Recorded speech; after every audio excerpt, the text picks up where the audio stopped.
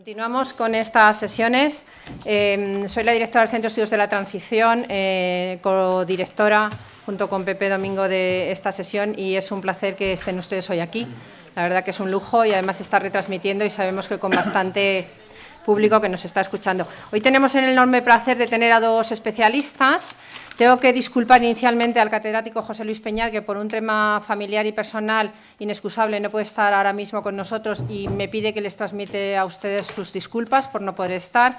Y tenemos a Francisco López Lera, que lo tengo a mi derecha, abogado ejerciente en el País Vasco en materia de personas y sobre todo contra las administraciones públicas en el ámbito penal y contencioso administrativo. Se ha convertido, de hecho, en un referente en la defensa de los derechos lingüísticos.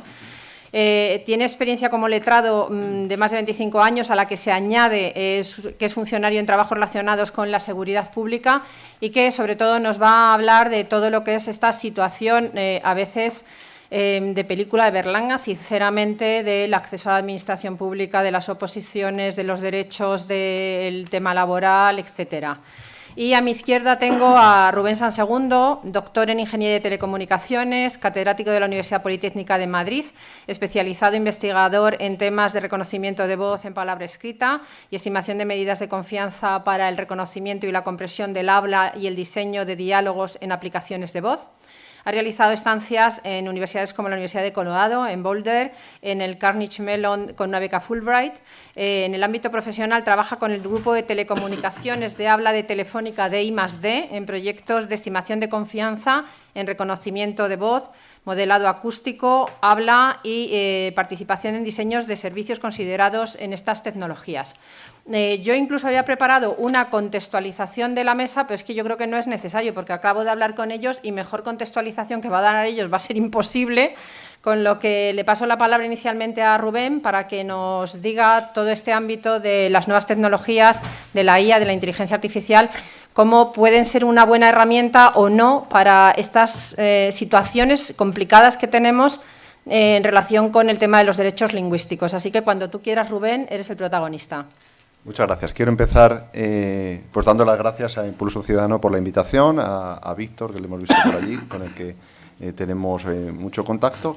Y bueno, mi intervención, tenemos 15 minutos, yo espero que en 15, seguramente en menos, os intente dar una visión histórica de cómo ha sido el desarrollo de las tecnologías que hoy llamamos inteligencia artificial y cómo esas tecnologías han impactado en desarrollo de sistemas de análisis del habla, digamos.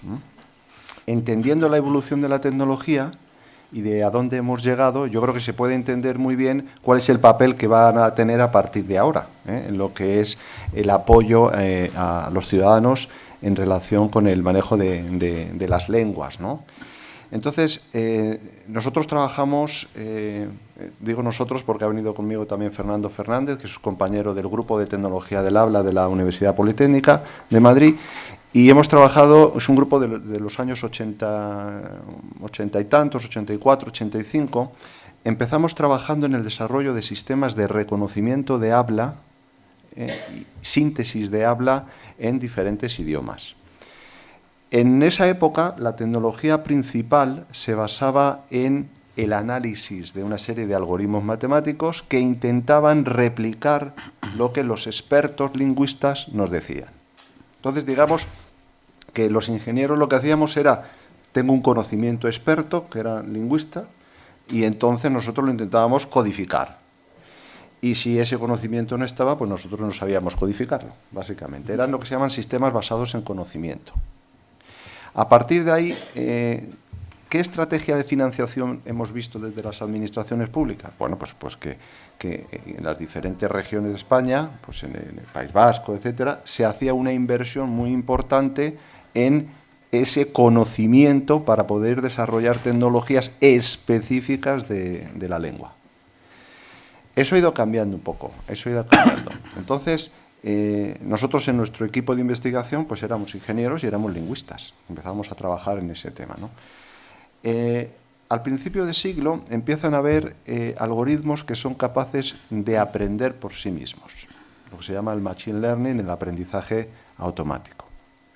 Y entonces, el conocimiento de experto deja de tener cada vez un poquito menos importancia y empieza a tener importancia lo que se llama el Big Data, los grandes datos, las grandes cantidades de datos.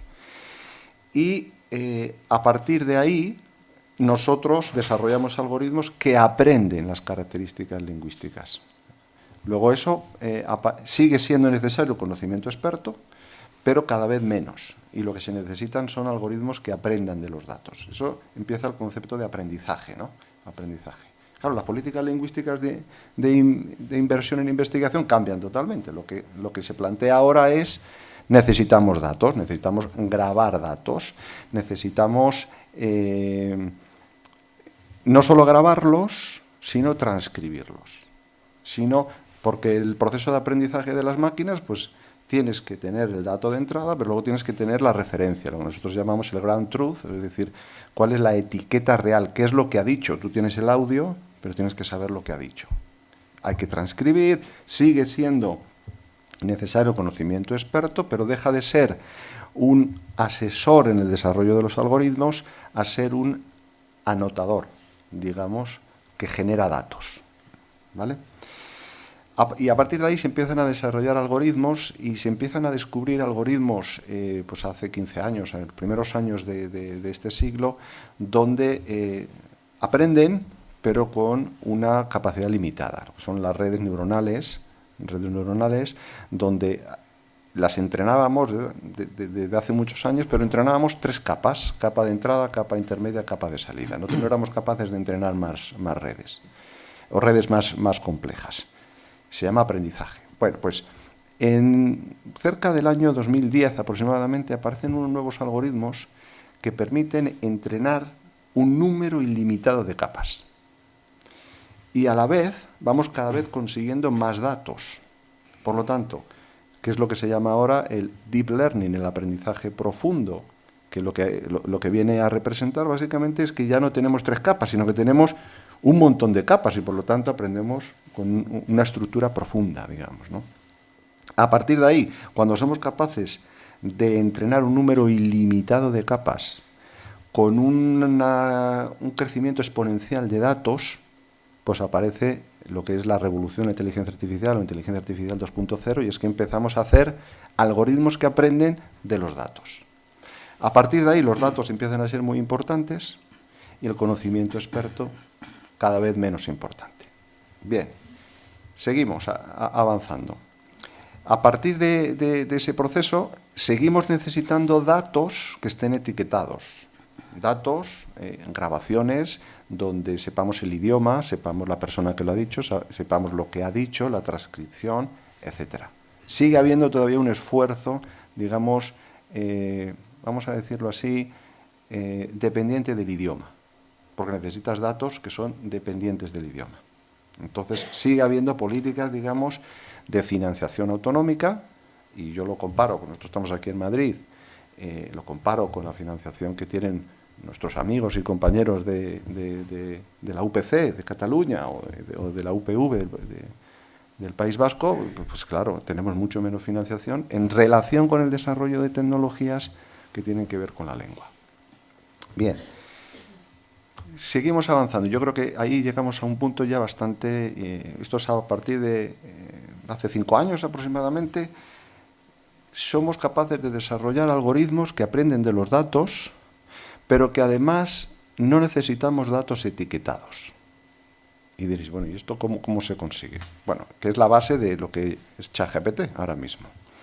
Entonces empiezan a decir, bueno, ¿y qué pasa si empezamos a hacer que los algoritmos aprendan aspectos intermedios? Por ejemplo, yo tengo una frase y borro artificialmente una de las palabras y le digo al algoritmo que intente predecir esa palabra.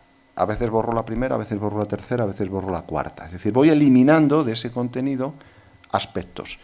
Yo decido qué quito y, por lo tanto, no necesito a un experto lingüista que dé ese gran truth o ese etiquetado. Es lo que empezamos a llamar algoritmos de autoaprendizaje, el self-learning.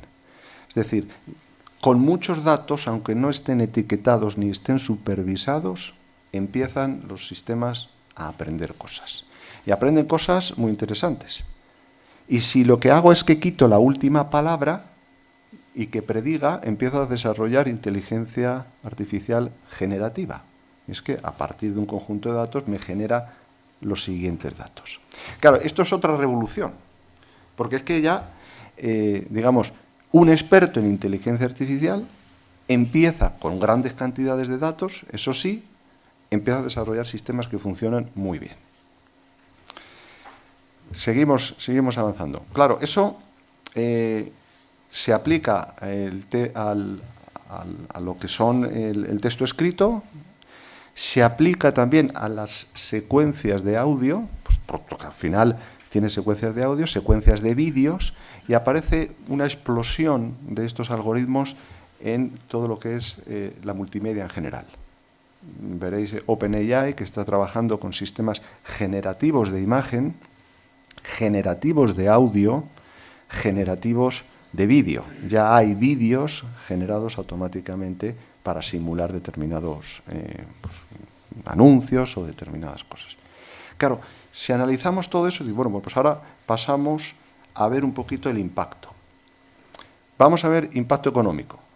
Pues el impacto económico automáticamente pasamos de que una licencia de un sistema de reconocimiento de habla que podía instalar Telefónica para dar un servicio por voz, aquellos servicios en los que empezabas a decir sí, no, 5 y tal, te podía costar 5.000 euros, a tener sistemas de reconocimiento de habla con una precisión sorprendente como tiene Google, como tiene Siri, como tiene gratuitos.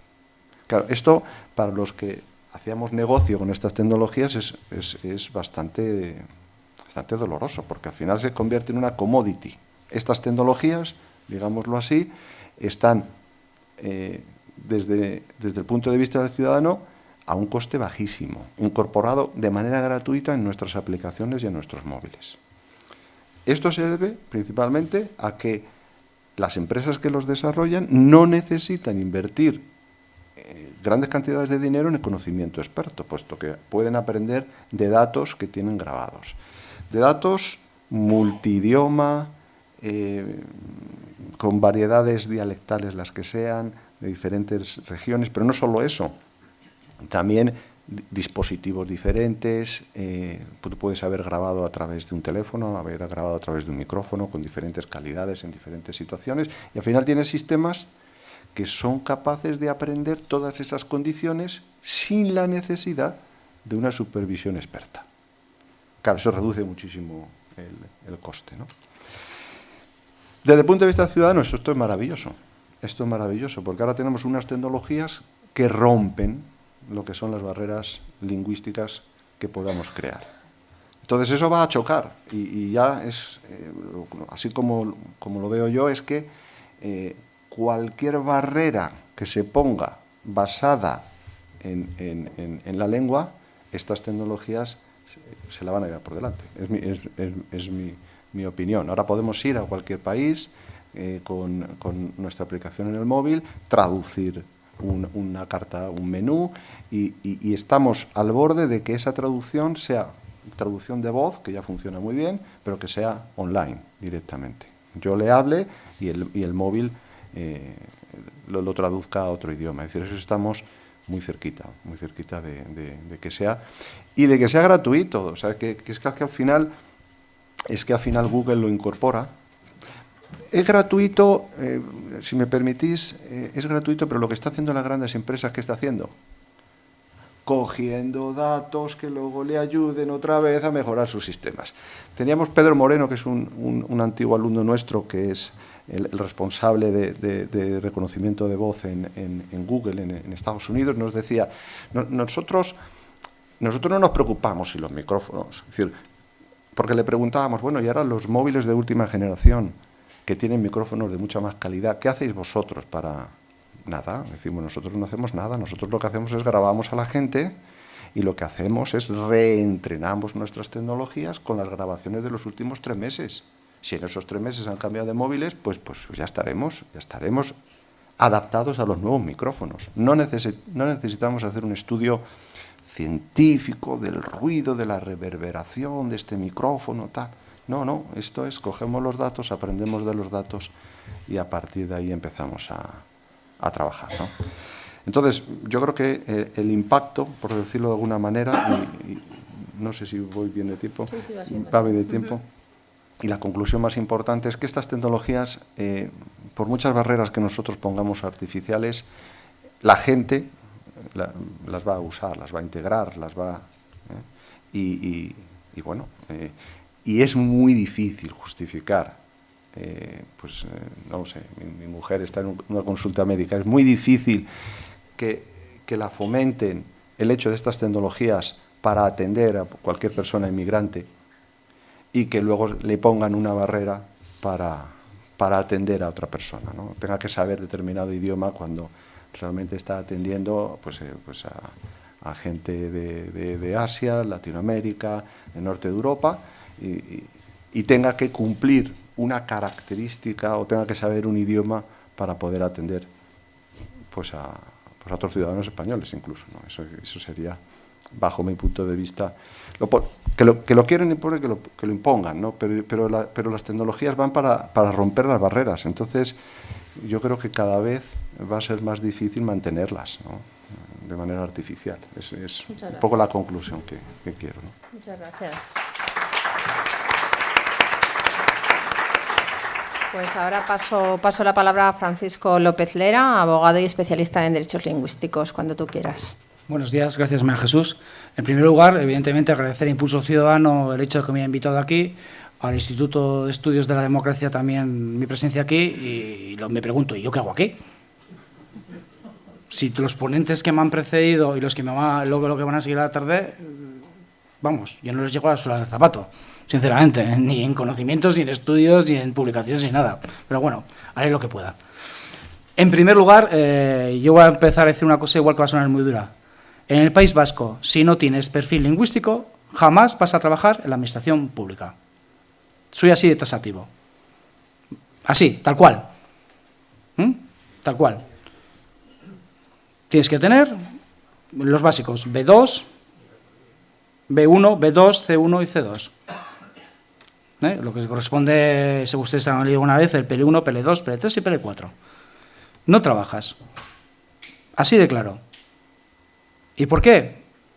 Porque de manera muy lista, han ido poco a poco, callando durante 40 años, edificando todo esto. ¿Y por qué lo han conseguido edificar todo esto? Porque en el País Vasco hablamos 3 idiomas. Y se lo voy a copiar, esta cita se la voy a copiar a una periodista que este año ha conseguido el premio Mario Naindia, un político del País Vasco que ustedes conocerán, que se llama Genoveva Gastaminza, que dijo eso al recibir el premio. Eso es verdad. Y en el País Vasco seguimos teniendo los 3 idiomas: castellano, el euskera y el silencio. Y sigue prevaleciendo el silencio, que es el idioma que más se habla en el País Vasco. Hemos cambiado el contexto, ya no te liquidan físicamente, pero sí te liquidan socialmente. Socialmente, civilmente, incluso hasta políticamente a veces también lo hacen. Y es así de claro. En el País Vasco no se cumple el artículo 3.1 de la Constitución. No se cumple, para nada. Y no nos olvidemos que el artículo, como me han precedido los antiguos ponentes, el artículo 3.1 es un artículo que es clarito, o sea, no tiene ningún tipo de discusión. Todos los españoles tenemos el deber de saber castellano. Y luego todas las lenguas autonómicas, donde se utilicen, están a la misma altura, pero no tengo el deber de saber la lengua autonómica. Tengo el derecho de poder conocerla o usarla, que es muy diferente. Y a raíz de todo este compendio, pues en el País Vasco lo que se ha hecho, en primer lugar, ha sido, se hizo en su día decretos en los cuales, a la hora de acceder a un empleo público, utilizan el perfil lingüístico como una condición sine qua non que la adosan a la plaza de funcionario. ¿Me explico? ¿Qué pasa? Que lo lógico es, como pasa en el resto de España, se sacan plazas de funcionarios, tú te presentas, tienes un grupo de titulación, haces unos exámenes, todo bien, perfecto, tienes ese concurso oposición y en el concurso pues te hacen un baremo de los méritos que tú tienes. Pues si tienes inglés, tal, tanto, si tienes francés, tanto, si tienes catalán, tanto, si tienes euskera, tanto.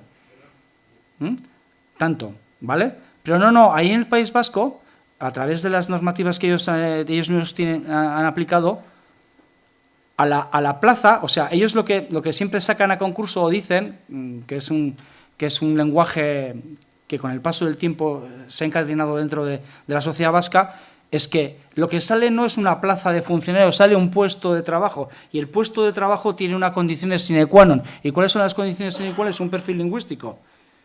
No, perdone, no. Usted saque plazas, me parece muy bien que usted dé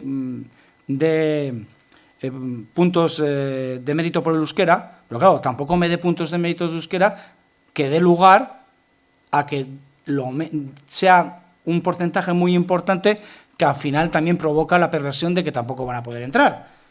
Sorprendentemente, hace un par de días, en un pueblo de Vizcaya, Lequeito, si no me equivoco, el porcentaje del concurso de méritos era 120, 80 euskera. Tal cual, 80. Y C1, C1 que es lo máximo. Es de lo máximo. El C2 ya es, digamos, como si fuese un licenciado en euskera, vamos. 80, para que vean ustedes. O sea, al final siempre utilizan ese método para que la gente no pueda ser funcionario. Y yo simplemente lo que he hecho en el País Vasco, primero, yo, como aquí han dicho que he conseguido, bueno, lo han conseguido mis clientes, porque los valientes aquí han sido mis clientes. Porque es muy difícil, por lo que he comentado al principio, el silencio, que haya gente que se atreva a dar el paso, porque lo van a marcar, lo marcan y lo machacan. Porque luego tú tienes que ir a tu puesto de trabajo porque sigues trabajando con tus compañeros que te machacan vivo. O sea, psicológicamente es muy duro. Yo lo primero que le digo a uno de mis clientes, ¿quieres tirar por esta vía? ¿Estás preparado psicológicamente? Porque va a ser muy duro. Yo voy a estar ahí con mi teléfono 24 horas. O sea, vas a tener un hombro para llorar, incluso si me tengo que tomar una cerveza contigo, iré a tomármela. Pero hay que aguantar ese tirón. Es muy duro. Y bueno, pues, lo que pasa que en el País Vasco han utilizado una técnica muy antigua para poder dominar a las personas, utilizar esos derechos que han dicho mis compañeros, que son derechos de las personas, se los han apoderado las instituciones, y esas instituciones, a través de estos derechos, intentan dominar a las personas. ¿Y cómo dominas a las personas? Con las cosas del comer. Todo el mundo tiene que comer. Todo el mundo tiene que trabajar. Y un trabajo de funcionario es un trabajo estable, en País Vasco bien pagado y apetecible, ¿no? Claro, pero si tú quieres trabajar en la Administración Pública Vasca, vas a tener que pasar por el aro. Y el aro es, o tienes perfil o no trabajas. Punto. Así de claro. ¿Qué ha pasado con las famosas sentencias que he tenido la suerte yo ser el abogado que las ha llevado adelante? La primera sentencia de ellas fue del municipio donde yo vivo, en Irún, Guipúzcoa, concretamente en el ámbito de la policía local. Ahí sacaron plazas de agentes de la policía local que todas las plazas tenían perfil lingüístico, todas las plazas, todos los puestos adosados a la plaza que sale a concurso tenían perfil lingüístico perceptivo obligatorio. O sea, nada, no se podía presentar nadie. Un castellano parlante, imposible, jamás va a sacar la plaza. Es imposible. No la puede sacar. Bueno, pues se recurrió en relación a algo muy básico y a veces las soluciones las tenemos delante y no las vemos. No hace falta llenarse la cabeza de pájaros, que fue simplemente artículo 14 de la Constitución, artículo 23.2 de la Constitución y artículo 103 de la Constitución, que es uno de los más importantes porque es el que obliga a todas las administraciones, oiga, cumpla la Constitución y todas las leyes con las que usted se dota. Yo no me he inventado nada ni he sacado ningún conejo de la chistera. He aplicado la norma más importante de España, que es la Constitución, y luego he aplicado sus propias normas. Porque sus propias normas también lo dicen. Tenemos el Estatuto de Gernika, que dice claramente en su artículo número 6 que tienen el derecho de utilizar y de conocer el euskera. Derecho. Es potestativo.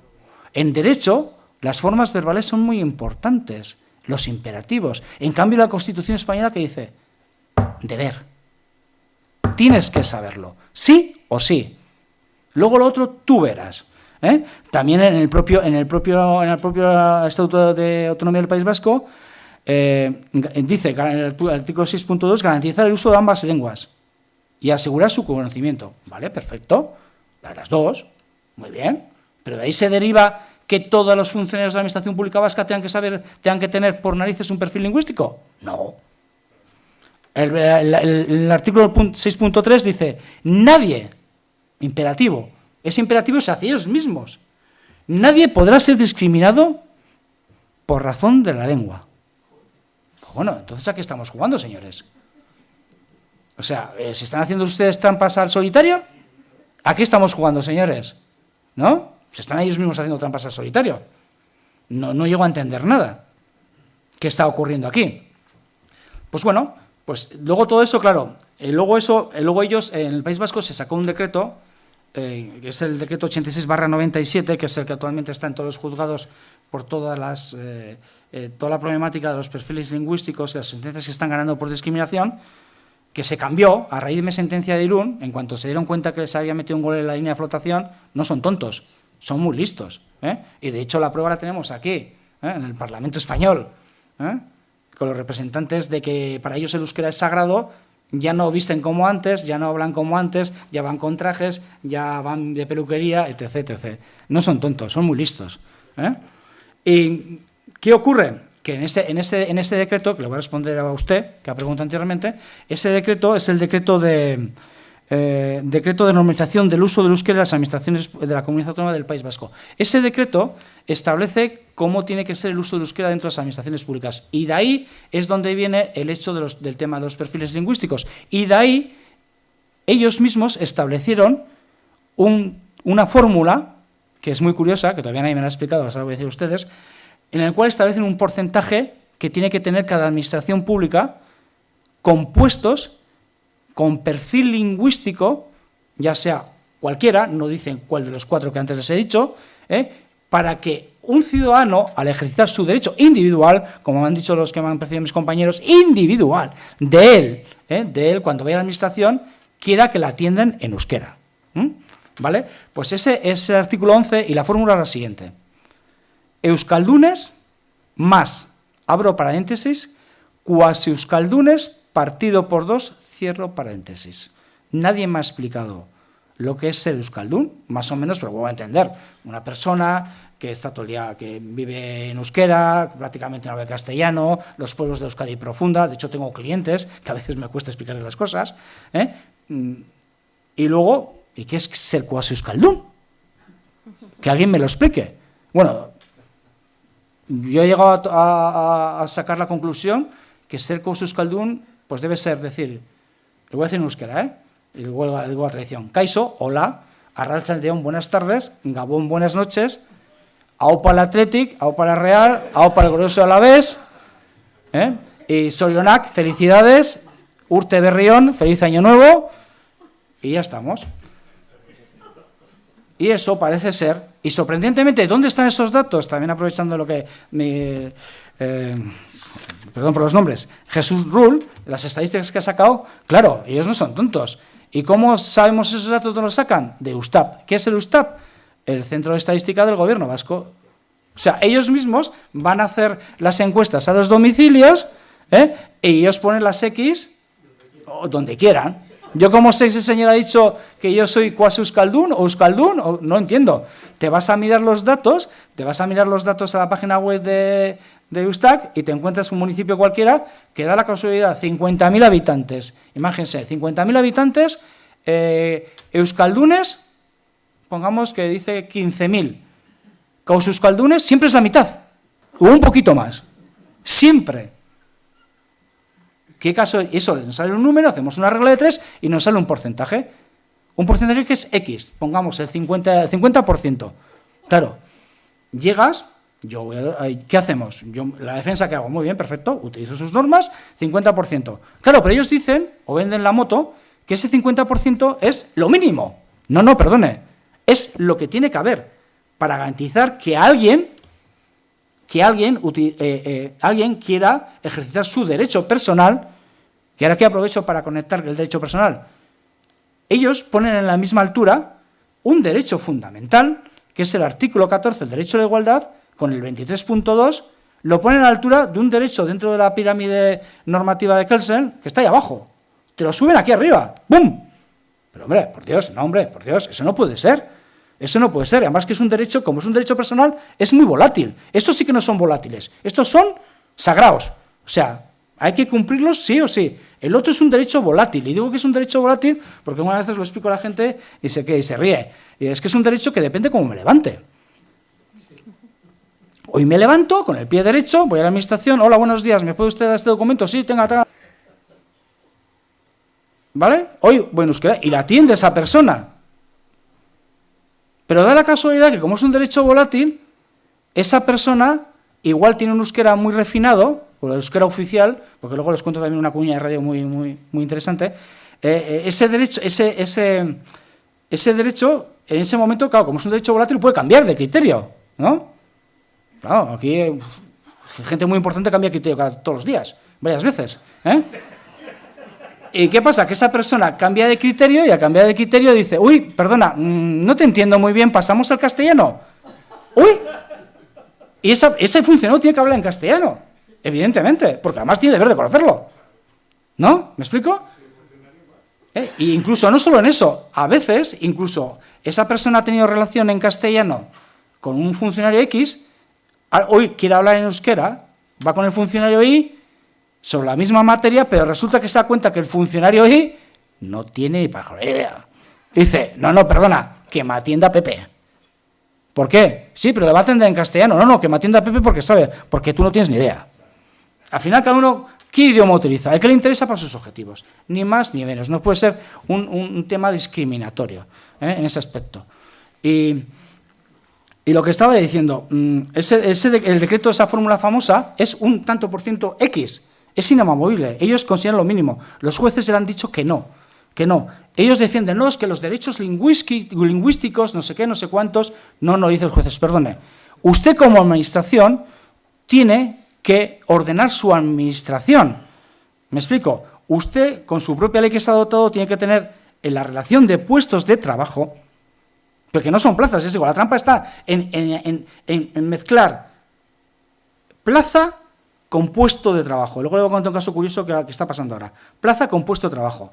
O sea, lo lleva aparejado. No debería ser así. Utilizando un símil futbolístico, imagínense ustedes, bueno, voy a decir Real Madrid, pero voy a decir Atlético de Madrid, ¿vale? Voy a decir Real Madrid. Imagínense usted que Real Madrid tiene un partido de la Champions contra un equipo X y ha analizado a sus jugadores. Pues cogerá a su banquillo las personas que tienen adecuadas para neutralizar a esos jugadores, ¿no? Pues esto es lo mismo, usted se dota de unos funcionarios y luego los cogerá una chupona, suele decir esto una piscina, cojo una chupona, empiezo a colocar en mi relación de puestos de trabajo, que la puedo modificar cada semana 7 veces, y lo hacen.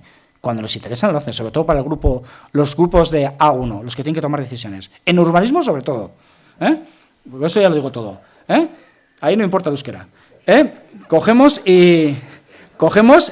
Metemos todo, o sea, y colocamos a la gente adecuadamente. Pues ellos no, ellos toman la decisión, dicen que todos los puestos de trabajo de las relaciones de todos los puestos de trabajo de las relaciones de puestos de trabajo, baja redundancia, todos tienen que tener perfil lingüístico.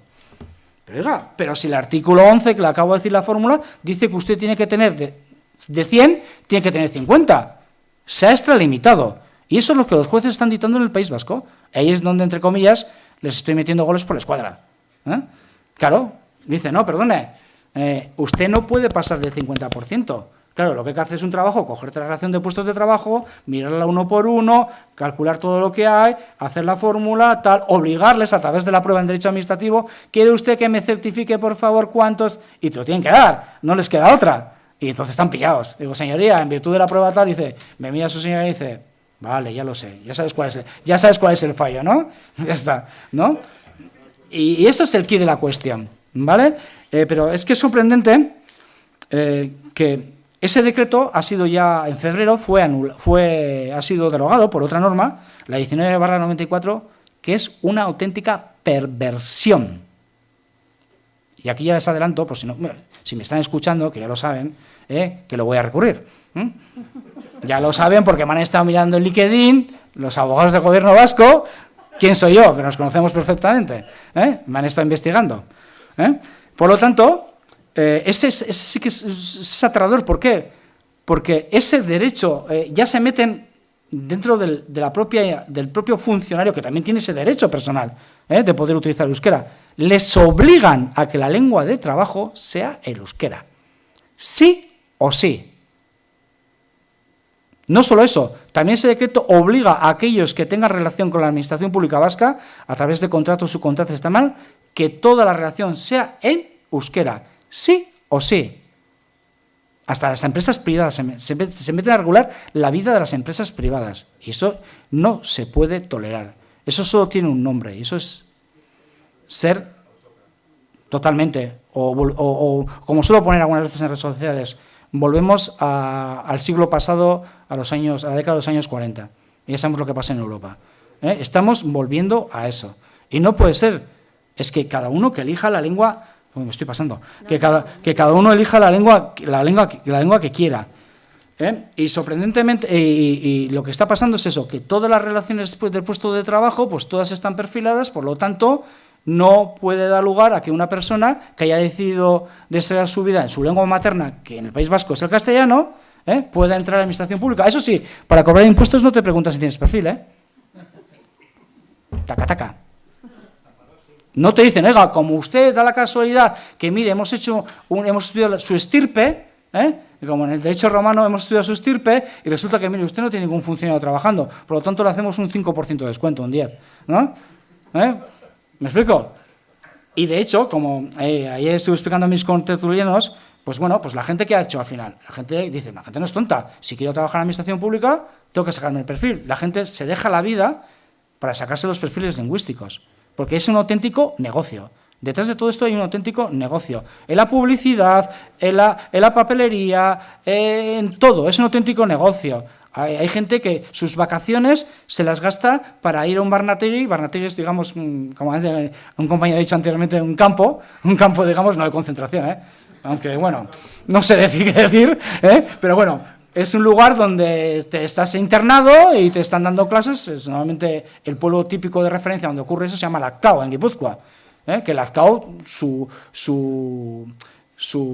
fuente de ingresos de dinero son los Barnateguis, que están ahí intensivamente, pum, pum, y todo no consiguen. Se dejan las vacaciones, dejan las familias, dejan los amigos. Hay gente que ha llegado a perder la cabeza.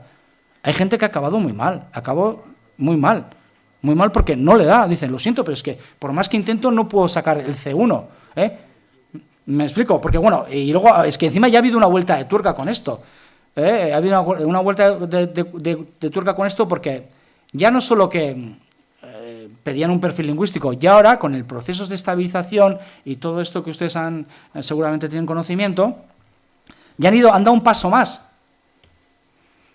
¿Me explico? Me voy a explicar ahora. Ya gente que tenía el C1, que ya el C1 es una pasada, pues imagínense ustedes en inglés también, pues el C1 ya en euskera, ya al máximo. A gente que hace todo en euskera prácticamente, C1, en ETB. En ETB es el ámbito laboral, pero bueno, en ETB van a echar un montón de periodistas que tienen C1 porque no acreditan el C2. Y me llaman desesperados y gente tomando pastillas para poder sobrellevarlo. No saben cuándo les van a dar el hachazo. Y no solo eso, nos encontramos en el País Vasco, como en todos los sitios, ha habido mucho... Córteme, por favor, porque si no me enrollo. Ha habido mucho funcionario interino.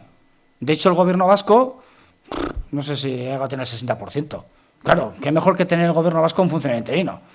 Vas a hacer lo que yo diga como yo diga, porque no sabes lo que pasa. ¿Dónde está la puerta, no?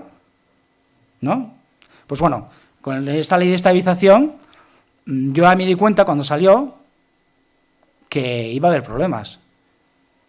Nadie me hizo caso. De hecho, en un congreso que estuve en la Universidad de Deusto, montado por mis amigos del Gobierno vasco, no les gustó que apareciera. Entonces les pregunté, oiga, ¿ustedes el decreto 2020, la ley 2021 de estabilización, han visto que hay un problema aquí en el País Vasco? ¿Qué me está contando usted? Sí, el artículo 2, apartado 6, último párrafo, en el País Vasco va a traer muchos problemas.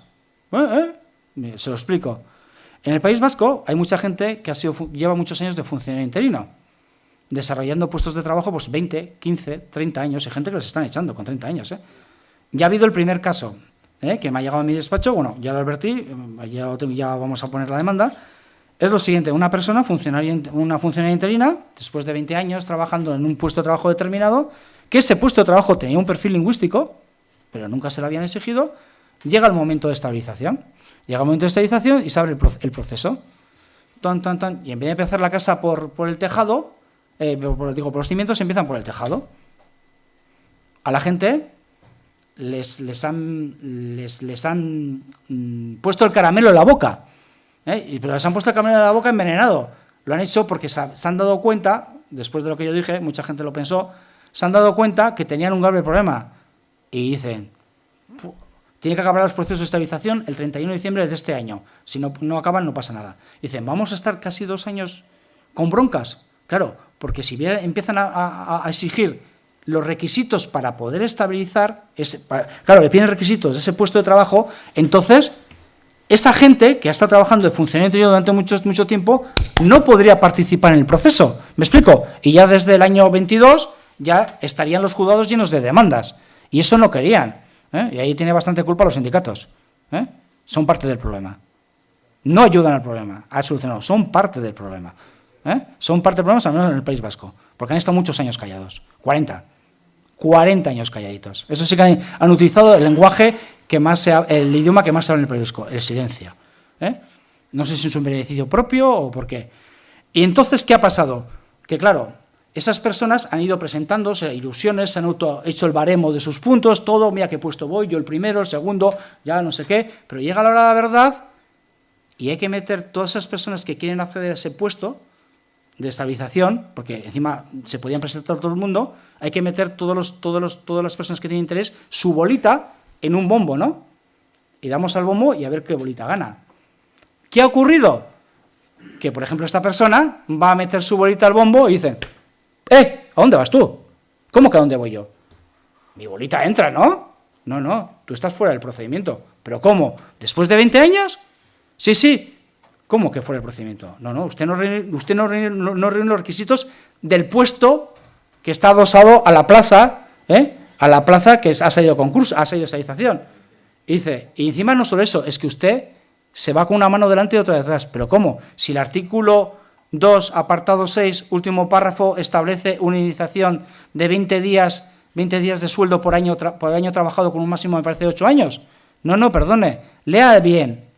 Aquella persona que concurse en un proceso de estabilización para poder estabilizar, conseguir su plaza, si no la consigue, contra otros, tiene derecho a indemnización. ¿Usted ha concursado? No, porque no tenía los requisitos. ¿Qué les parece a ustedes? Una doble discriminación. Y vamos a tener casos en el País Vasco así, a mansalvas. Así. Bueno, de hecho, la semana pasada ha sido oferta pública de empleo de la Diputación Foral de Guipúzcoa, todas las plazas con perfil lingüístico. Tengo el correo que echa humo y el teléfono. Todas con perfil lingüístico. De hecho, tengo actas, tengo guardado y documentado, como hay dirigentes de las ciudades más importantes de Guipúzcoa, bueno, San Sebastián concretamente, en el cual dice claramente que nadie va a trabajar en el Ayuntamiento de Donostia-San Sebastián si no tiene perfil lingüístico. Es sorprendente. En cambio, nosotros, los que somos del País Vasco, podemos optar a plazas aquí en Madrid, en Sevilla, en no sé dónde. Yo, de hecho, a un ciudadano del País Vasco le he ganado, a través de un recurso, le he ganado una plaza en Sevilla gracias al euskera, en la Junta de Andalucía, en educación. O sea, qué paradoja, qué paradoja. Es que es alucinante, Y bueno, y es difícil entenderlo. Yo alguna vez cuando vengo aquí a Madrid, se lo explico a la gente que ¿qué me estás diciendo? Que no. O en el País Vasco o aprendes o sabes euskera o jamás vas a trabajar en la administración pública. Y eso no se puede permitir, porque ese derecho personal, como han dicho los compañeros, de las personas, que para mí encima es volátil, no da lugar a decir que toda la administración vasca tiene que tener perfil lingüístico, que no pasa nada. Coge usted, oiga, ¿quiere usted que la atienda en euskera? Ningún problema. Coge usted, espera ahí un momentito, viene mi compañero y la atiende. Y problema solucionado. Bueno, es que he dicho que administraciones públicas, hay ayuntamientos de entes locales de Guipúzcoa que te envían las comunicaciones en euskera y se niegan a enviártelas en castellano. Las señales de tráfico están en euskera, no están en castellano. Como ha dicho un compañero anteriormente, que los expedientes tienen que estar traducidos. Eso es mentira. A mí me llegan cantidad de expedientes administrativos, cuando se piden para hacer una demanda, que vienen todos en euskera. Y la ley les obliga a que manden en castellano. ¿Qué hacen el Poder Judicial? ¿Qué hacen los juzgados? Silencio. ¿Y por qué hacen silencio? No quiero tener problemas. No quiero que me señalen. ¿Qué hacen?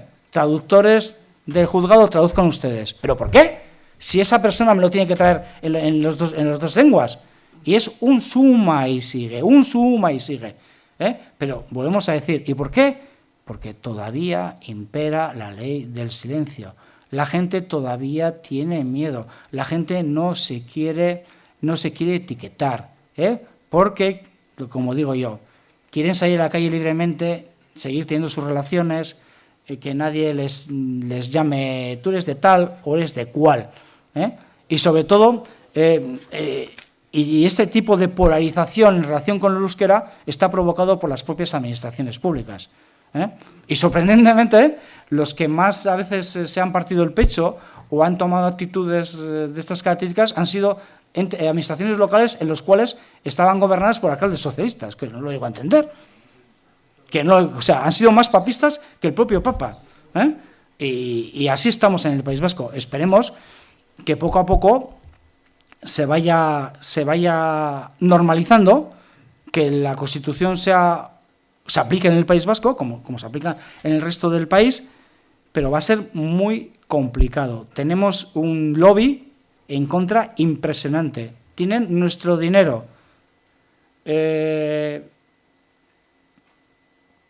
Intentan polarizar a la sociedad. Si quieres vivir bien y quieres trabajar en administración pública, o pasas por el aro o no vas a trabajar, etc. Y luego es que es todo. Es que los anuncios, los propios anuncios, el propio gobierno de España publica anuncios en los periódicos, en el decano de la prensa de Donostiarra, que es el diario vasco, publica anuncios en euskera y dices, vale, en euskera, la siguiente página en castellano. No. Igual aparece a los 2 o 3 días, igual ni aparece. El propio gobierno de España, no, publicas el anuncio en castellano, en euskera y en castellano a la vez, porque puede ser que me interese lo que estás diciendo, ¿no? Y es que hay un montón de detalles. A la hora del grafismo, el euskera prevalece sobre el castellano, más grande, más tinta, más todo. ¿Pero por qué? Ponlo a la misma altura, ¿no? ¿Por qué tiene que ser? Incluso utilizan fondos en los cuales el euskera se ve perfectamente, pero el castellano no se llega a ver. O sea, hay auténticas cosas de manera intencionada, una detrás de otra. Y no tiene por qué ser, tiene que haber una normalidad. Tenemos que ser normales. Y como digo yo, si lo mejor está, el centro es lo mejor para todos los ámbitos de la vida, hasta para la política. Lo que pasa es que ahora lo tenemos fastidiado.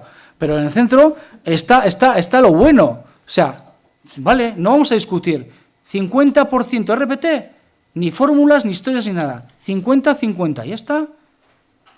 Ala, que tiene el puesto tiene perfil lingüístico, pues muy bien, das mérito, y a esa persona que ha ganado el concurso, como sale por ti delante tuyo 50 sale con 10 puntos por delante tuyo, pues yo ya correré más, ya estudiaré más. Bueno, si me ganas, tú, como te he dado 50 puntos por ese mérito del perfil lingüístico, cojo y a la hora de colocarte en la relación de puesto de trabajo, te pongo ahí. Pero lo bueno es que luego esas personas que se presentan a las oposiciones, y esto ya es kafkiano, cogen puestos de trabajo sin perfil lingüístico, de los pocos que hay. ¿Me explico? Encima es que tienen la opción, tienen doble opción, tienen más oportunidades, se pueden presentar a plazas con perfil lingüístico perceptivo y luego se pueden presentar a las pocas que salen con perfil lingüístico no perceptivo, pero como mérito, también se pueden presentar y encima van con puntos de ventaja. O sea, ganan sí o sí. Espero haberme explicado y no haber sido muy pesado. Muchas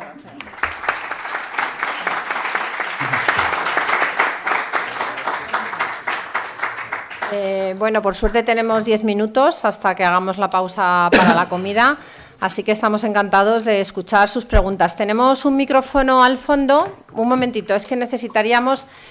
¿podrías coger el micro para pasarlo, Graciela? Sí, muchas gracias.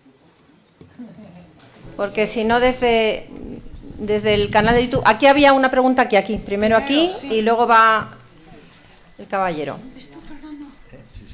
Gracias. Está bien. Le quería preguntar a Rubén Sansegundo, por lo que ha hablado él, no sé si tiene conocimiento de cómo se está desarrollando el PERTE de Nueva Economía de la Lengua, alimentando la inteligencia artificial con corpus lingüístico. Bueno, entonces, como ese PERTE se han adjudicado para alimentar la inteligencia artificial con el español, con el euskera, con el gallego y con el catalán.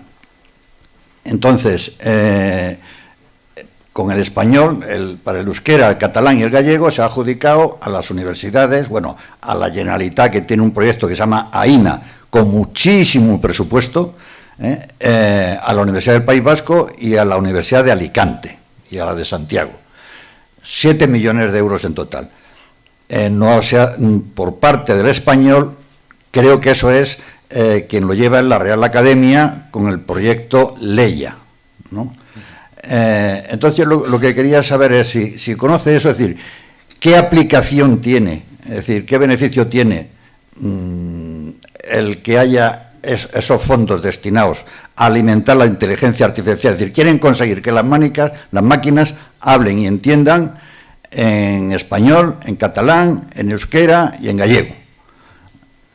Entonces, eso después tiene una aplicación desde un punto de vista como el que usted trabaja, es efectivo, es racional.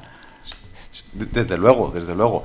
Fíjese que todos esos esfuerzos van orientados a generar datos. Es decir, nosotros ahora mismo, todas las aplicaciones que queramos hacer que tengan que ver con procesado del habla lingüístico, tiene que aprender a partir de grandes cantidades de datos. ¿Qué necesitamos? Pues esos datos. ¿Y de dónde los conseguimos? Pues tenemos que grabar a personas, tenemos que coger contenido multimedia de las televisiones y tenemos que estructurarlo para poder metérselo a los algoritmos. Entonces, esas inversiones vienen, digamos, para enfocada a la consecución de esos datos y la gestión de esos datos. Que hay grandes cantidades de datos, Televisión Española tiene una gran cantidad de datos, pero está todo muy desorganizado. Los sistemas informáticos para acceder a esos datos pues no están bien etiquetados, las APIs de comunicación no funcionan bien. Entonces todo eso hay que estructurarlo para poder, digamos, generar esos datos que estén en el mismo formato, digamos, y a partir de ahí empezar a alimentar los sistemas de inteligencia artificial, ¿no? Una cosa, me llama la atención sí. que en esa alimentación el PERTE de la lengua dice que esa alimentación de la inteligencia artificial con esos datos sí. tienen que ser con el lenguaje respetando la identidad de género. Es decir, es decir, porque se lleva hasta eso, es decir, que los algoritmos, sí. Lo dice textualmente ese proyecto, los algoritmos tienen que respetar el lenguaje y la identidad de género. Es decir, no puede decirse el jugador y es decir, hay que decir el jugador y la jugadora, el vecino y la vecina, ¿no? Efectivamente. Nosotros tenemos ahora un proyecto europeo donde, digamos, los aspectos más importantes o un gran esfuerzo que estamos haciendo son el comité ético. Y el comité ético nos obliga, dentro de desarrollar un chatbot como ChatGPT, a incluir módulos específicos que autodetecte al sistema cualquier posible vías o cualquier posible desviación, pero no solo en género, sino también discriminación, tema de migración, etcétera, etcétera. Luego también el idioma, es decir, el lenguaje, pues los insultos, y puede ser ofensivo, ¿no? odio, todo eso está se nos obligan a hacer módulos específicos, nosotros desarrollamos nuestro sistema. Y luego poner un módulo que lo detecte y que lo corrija, y que si se produce eso, porque lo tiene que corregir. Entonces, en el diseño general tenemos que trabajar en ese módulo, pero también tenemos que trabajar en los datos. Es decir, si los datos son sesgados, lo que aprende es un sesgo. Claro. Si entrenamos con lenguaje no inclusivo, pues generará lenguaje no inclusivo. Entonces, el diseño de los datos, y por eso el PERT está muy orientado en esos datos, tiene que ser desde la propia concepción de los datos, se tienen que establecer esas reglas éticas para la inteligencia artificial. De todas maneras, en Europa la ley que tiene, somos, digamos, un conjunto de países donde la ley, somos los primeros que tenemos una ley de protección de datos para los ciudadanos, y donde se ponen unas garantías, yo creo que las más importantes en todo el mundo, para proteger ese tipo de cosas, ¿no? El desarrollo de la inteligencia artificial. Eso nos penaliza, porque en Estados Unidos no prestan tanta atención, y entonces eso hace que los desarrollos tecnológicos vayan más rápido. Claro. Pero es importantísimo para los ciudadanos, yo creo que establecer mecanismos de protección, desde luego. María Jesús, ¿a quién le toca ahora? Sí, un momentito, que quiero decir una cosita simplemente. Es un señor del fondo y luego aquí. A mí, por ejemplo, yo uso mucho ChatGPT, incluso con los alumnos, y tengo hasta el sistema de pago. Y para venir aquí, ayer me metí y digo, a ver, pues claro, él chupa de todo lo que está publicado en Internet. Claro, y a lo mejor el problema lo tenemos nosotros, que no publicamos demasiado en favor de español. Porque yo ayer le dije, explícame qué problemas lingüísticos hay en España. Y entonces pero todo lo que me salía es que las lenguas cooficiales están todas, las pobrecitas, todas damnificadas, que no las respetamos lo suficiente, que este país, vamos, prácticamente somos unos tiranos con todas las lenguas cooficiales. Entonces, claro, eso es un problema, ¿eh?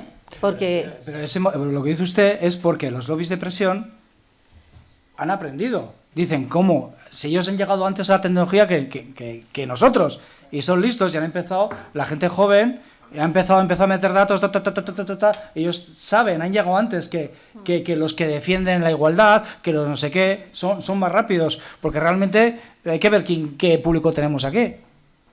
¿Quién está aquí? Toda gente mayor. Aquí esto tenía que estar lleno de gente joven. Tenía que estar lleno de gente joven, que ellos son el futuro. Ellos son el futuro y no están aquí. Sí, yo lo que quería era saber hasta qué punto el tema de la disponibilidad lingüística que se debe de tener para todos los ciudadanos que quieran utilizar las lenguas cooficiales, y que genera al final los nichos laborales y los problemas estos que ha estado comentando antes el señor López, con la tecnología se podrían evitar. Es decir, hasta qué punto esa exigencia de conocimiento y del C1, de catalán o de euskera, que en lo que es el funcionariado y la administración pública se exige, para garantizar ese derecho lingüístico de opción por parte del ciudadano, se podría evitar mediante las nuevas tecnologías, es decir, y que hubiera un sistema de traducción simultánea, ágil, y que no forzara a que la totalidad del funcionariado tuviera que aprender y tener ese nivel. Porque ya la administración pública central, que no está sometida a esas exigencias de los gobiernos autonómicos, sí que tiene claro también que un porcentaje determinado, o que la ley de la función pública lo que está diciendo es que un porcentaje razonable de los funcionarios tienen que tener ese nivel de conocimiento. ¿Hasta qué punto la tecnología podría suplir eso? Con agilidad, o sea, que no fuera algo complejo. Bueno, tecnológicamente es posible ya. Es decir, estamos en un nivel de calidad tecnológica, y la respuesta es que sí, por supuesto. ¿Qué hay que hacer? Pues dotar los medios, quizás, ¿no? O sea, dotar esas posibilidades, ¿no?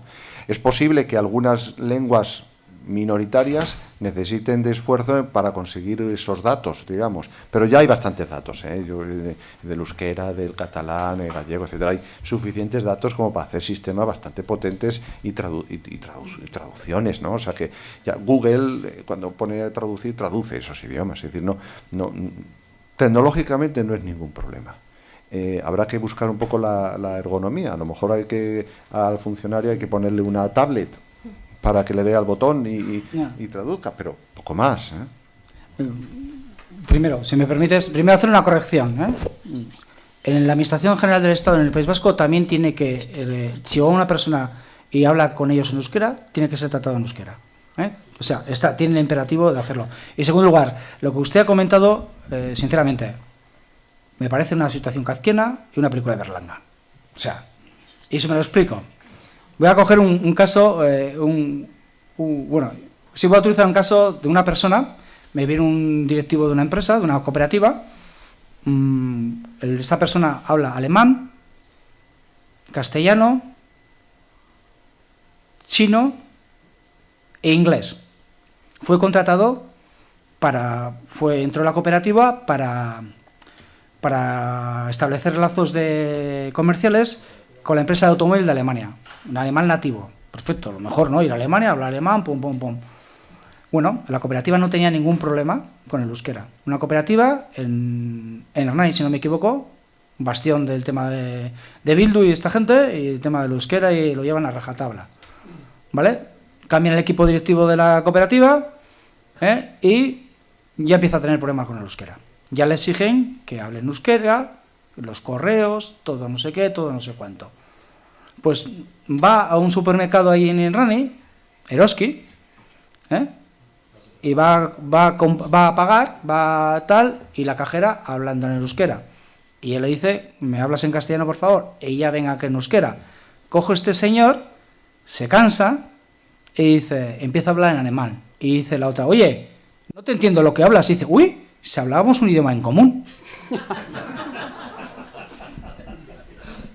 ¿Cuál es el objetivo real desde las cavernas entre las personas? La comunicación. Es que lo que está pasando en el Congreso de Diputados me parece vergonzoso. Eso es una auténtica vergüenza. Porque el idioma que, según la Constitución, tienen que saber todos nuestros diputados, y por eso han jurado la Constitución, etc., etc., etc., es el castellano. Deber de obligación. Porque seguramente, como alguna de estas personas vaya fuera de España, tengan un problema importante, seguramente que no vaya a llevar a la embajada consular en euskera, ni en gallego, ni en catalán. Van a hablar en castellano y sacarme de aquí inmediatamente.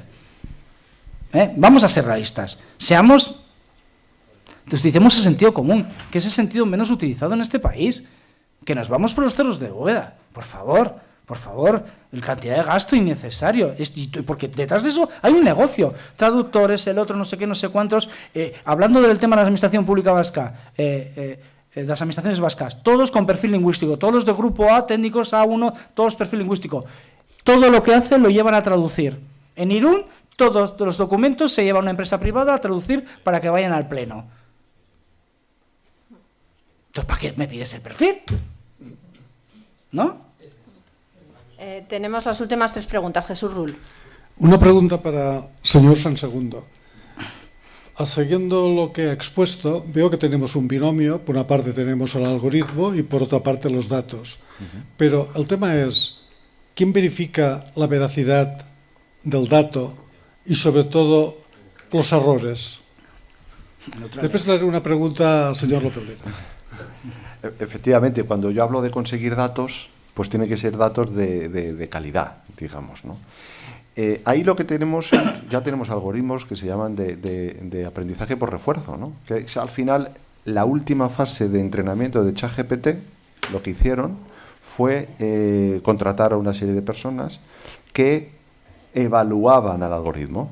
Entonces, al final aparece lo que se llama el human in the loop, la persona en el proceso de generación, donde corrige. Pero con unas poquitas correcciones, estamos hablando aproximadamente, pues que corrijan 200.000 frases, que dice, bueno, son muchas, claro, no, pero que estamos hablando que lo hemos entrenado con cientos de millones, con lo cual 200.000 frases, pues no muchas. Con eso ya conseguimos corregir vías. Es decir, la gran obsesión de ChatGPT son problemas de religión, problemas de sexo, ese tipo de sesgos, ¿no? Que no diga palabrotas, es donde se han enfocado. Bueno, hay que corregirlo. Y eso, pues con una porción muy pequeña en la última capa, es posible de que el propio algoritmo se autocorrija. Pero bueno, aún así no estamos exentos de lo que se llama alucinaciones, ¿no? Y es que como estamos en una inteligencia artificial generativa, pues tú le puedes decir, hay un chiste muy gracioso, ¿no? Que le dice, bueno, pues, le dice, ¿cuántos son 2 más 2? Y dice, 4.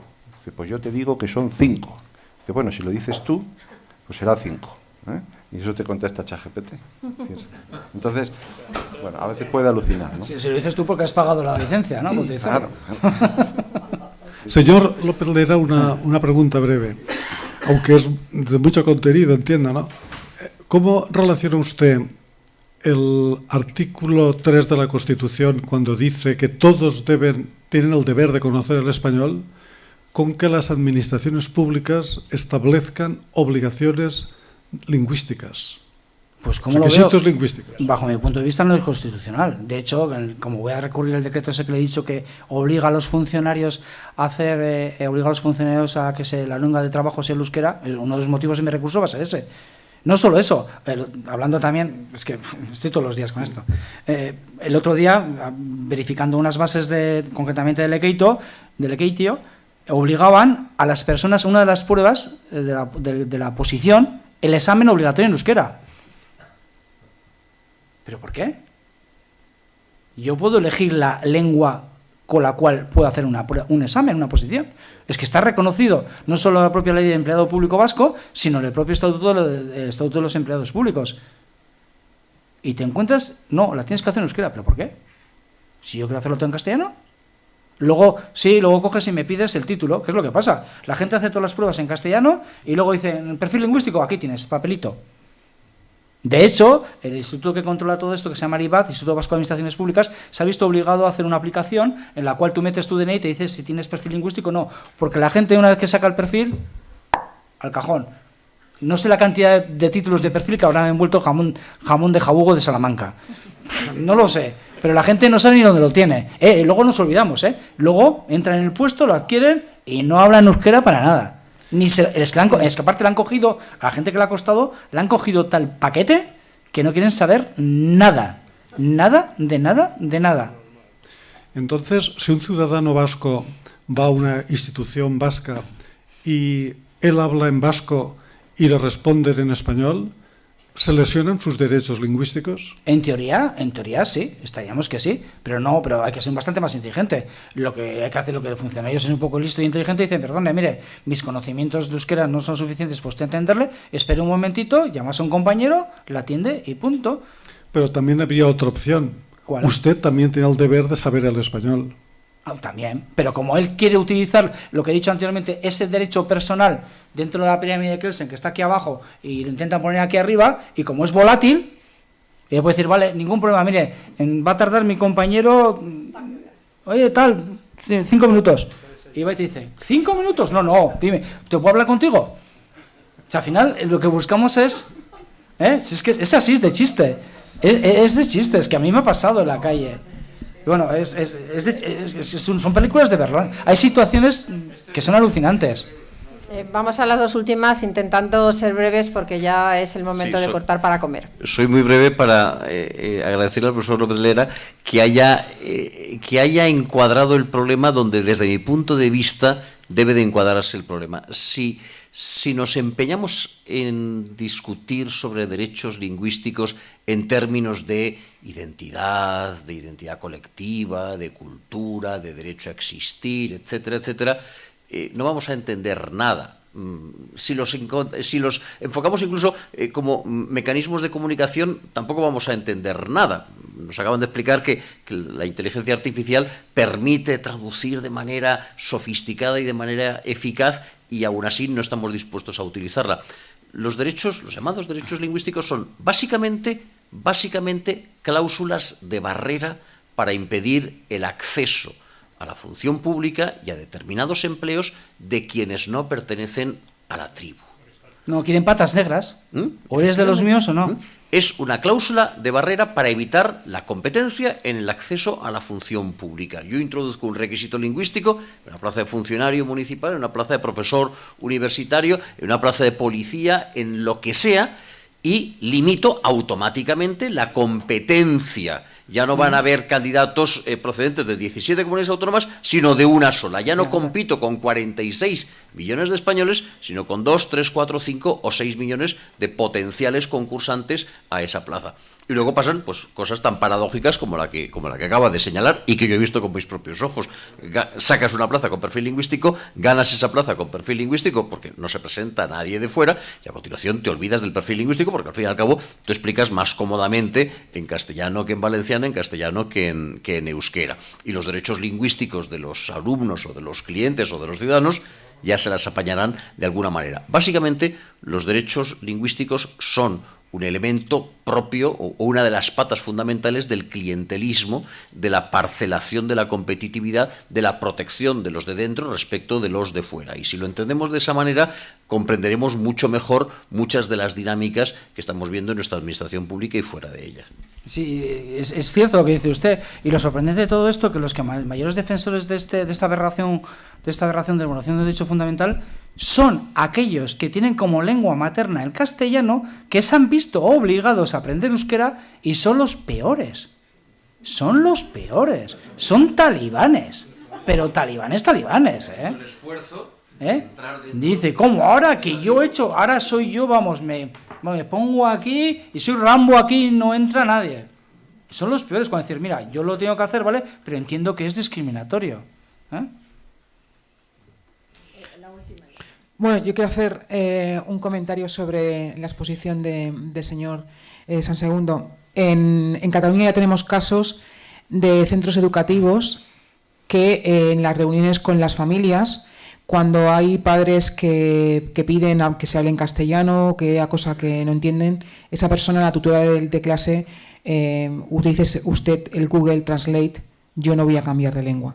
Eso es el uso que se está haciendo ya en Cataluña ante la presión lingüística que conocemos. Y luego me gustaría preguntar al señor Francisco López si hay algún dato, seguro que lo hay, yo lo desconozco, de cuál es el uso real del euskera en la administración pública en el País Vasco. Es decir, porque sí, pedimos perfiles lingüísticos, pero si hay algún ratio de decir, oye, pues al final solamente un 2% de los vascos se dirigen a la administración vasca en euskera. ¿Hay algún tipo de dato? ¿Quién controla eso? Ellos. Bueno, me lo supongo, pero no hay ningún tipo de dato. Es decir, bueno, ¿cuántos documentos los ciudadanos, cuántos documentos exigen recibir en euskera? Cuando pido, por ejemplo, como prueba en el contencioso administrativo, pido como prueba que me digan cuántas denuncias hacen en denuncias de tráfico en euskera. El Ayuntamiento de Irún creo que ha hecho 2. ¿Cuántos atestados judiciales por denuncias por presuntos delitos cometidos? Ninguno. Y suma y sigue. No, es un dato que no se puede llegar a saber y seguramente está manipulado. Así como anécdota, el Ayuntamiento de Irún, cuando hizo la demanda en el 2018, que fue lo que provocó el punto de inflexión en el tema del euskera en el País Vasco, una de las pruebas que presenté era un propio estudio del Ayuntamiento de Irún pagado a una entidad privada que determinó que el uso del euskera en la calle en Irún, a nivel social, a nivel todo, era un 8%. En cambio, el índice de la famosa, esa fórmula que les he explicado, mágica, del euskera más cuasi euskera dividido por 2, es el 53%. El juez alucinó. No hay más preguntas, señoría. No, bueno, y hablando de señoría, para que veas el uso de euskera, otra anécdota que es bonito, con las anécdotas se aprende bastante. Yo tengo un cliente de Euskadi profunda, O sea, que me cuesta que haga entender las cosas, Creo que solo habla en castellano conmigo. Que vamos a tomar la declaración como investigado en un procedimiento, y iba a declarar en euskera. Viene el traductor oficial, se pone al lado y traducimos, y se hace la traducción en euskera, ¿no? Preguntan las partes, tal, él contesta. La primera vez que esta persona contesta, le mira así. Vale. Vuelven a preguntarle, vuelve a contestar y le mira así. 2. Digo, uy, este va a saltar. Tercera pregunta, dice, tú no sabes euskera, yo no he dicho eso. Señoría, no sabe euskera, yo no he dicho eso, no tiene idea. Traductor oficial. Es así. Si pasa de pueblo a pueblo. O sea, yo vivo en Irún, ustedes conocen el mapa de España, la frontera, tal, Hondarribio, Fuenterrabía, muchos de aquí han tenido Fuenterrabía, conocerán más. Los de Fuenterrabía con los de euskera, pues a veces tienen problemas. Porque los de Fuenterrabía tienen euskera un poco de aquella manera. Arranchales de aquella manera, que según cómo te pongan el morro, pues la frase cambia completamente de contexto. Y si vamos más para adelante, ni le explico. Ya si vamos a la zona de Vizcaya, ya ni idea. Yo cuando vuelvo a Vizcaya, no, es que hay chati, hay no sé qué. Digo, ¿qué es eso? Ah, claro, para mí hay aceitona. Inspiro. Y hablando, que se me ha equivocado, que es un dato curioso. Hay una cuña que, joder, si quería haberla grabado y haberla traído, y se va a pasar a Impulso Ciudadano. Hay una cuña que paga, no sé, me parece que es el gobierno vasco, una cuña que sale en uno de estos medios que no son medios para cierta gente, que son pseudomedios, y que dice lo siguiente: no, en el País Vasco hablan 700.000 personas el euskera. Hablan, bueno, no sé qué significan hablar, o hablan, no sé, tampoco lo sé. Actualmente en el País Vasco somos 2.232.302, sacado hace un momento. O sea que eso representa el 31,34% de la población de Euskadi. Y dice, sí, tal, nada, pero es problemático porque resulta que el euskera no es el mismo aquí. Ellos mismos reconocen, nos hemos visto obligados a hacer el euskera batúa, que no sé qué, que no sé cuántos, que es un euskera inventado, que no vale para nada, que es inventado, no se ve del euskera. Pero esa cuña es graciosa porque te dice que encima que solo es un 33%, me estás obligando a que toda la administración pública vasca, el 100% tenga perfil lingüístico, y encima estás reconociendo tú que luego hay problemas de comunicación dependiendo del lugar o del euskera que tú hayas, entre comillas, mamado. Aquí estamos jugando. ¿No? Y lo que es un idioma súper bonito, cultural, un hecho cultural, no puede ser algo que provoque una polarización entre las personas y que sea discriminatorio y que cree guerras y que impida el acceso al empleo público. Hay que protegerlo, evidentemente, por supuesto, porque la famosa carta que ha dicho mi compañero, la famosa Carta Europea de la Lengua Minoritaria del Consejo de Europa, que salió hace poco en los medios de comunicación en el País Vasco, lo dieron un bombo porque no sé qué. No dice eso, que aparte está publicada en inglés, me parece, en inglés y en francés, y no está en castellano. No dice lo que ellos dicen. No dicen lo que ellos dicen. Y claro, si tú vas y invitas a estas personas a Pamplona, al País Vasco, ¿a dónde le vas a llevar? A sitios donde demostrar lo que tú quieres que demuestren. Pero déjales que ellos vayan y pregunten solos. No los lleves a comer bien, a beber bien y estas cosas. Déjales que ellos pregunten. Y luego, aparte, lo que no puedes hacer es, si quieres beneficiar a algo que tú crees que se puede perder, lo que no puedes hacer es, voy a utilizar un símil religioso. No puedes desvestir un santo para vestir a otro. No, eso no debes hacer. ¿Me explico? Debes tener a los dos santos vestidos, pero de manera adecuada y proporcional a la importancia que tienen. Y no decir que se está vulnerando no sé qué derechos. Eso es mentira. Bueno, agradeciéndoles a esta mesa tan interesante y divertida, por otra parte, porque en todo hay que ponerle un sentido del humor. No, es que si no tuviese humor... Morimos. Bueno, quedan ustedes convocados todos aquí a las 3 para continuar.